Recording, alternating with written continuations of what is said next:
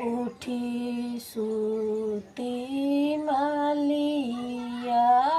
मालिनिया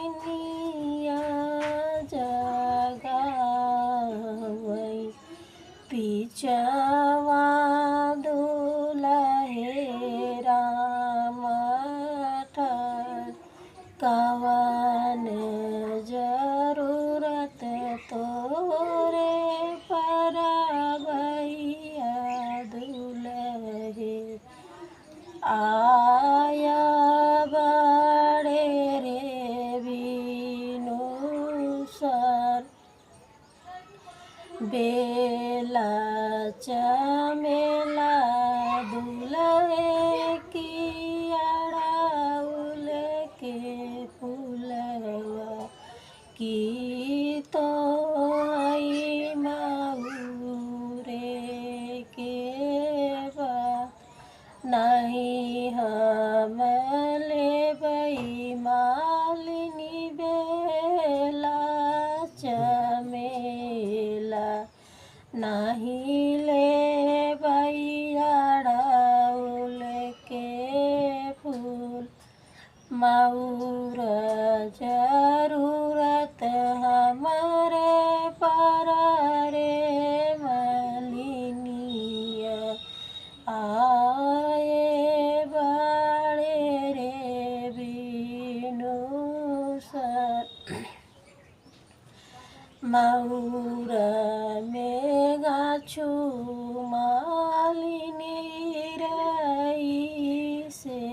चिरई मऊर बीचे सुगटोट सब तो निहारई मालिनिया राती से बराती सासु निहारई सुगटोट की तू तो दुलहे मलिया के जन्म की तोर मलिया बाप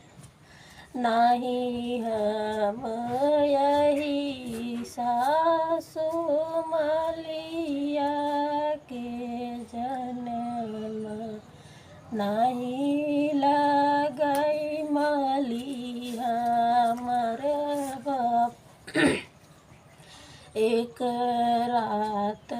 सासु बैठ तो मलिया के कोरवा तब तू पता कर तू बाप ऐसन दुल्हे से बियाह न करबै बालू बेटी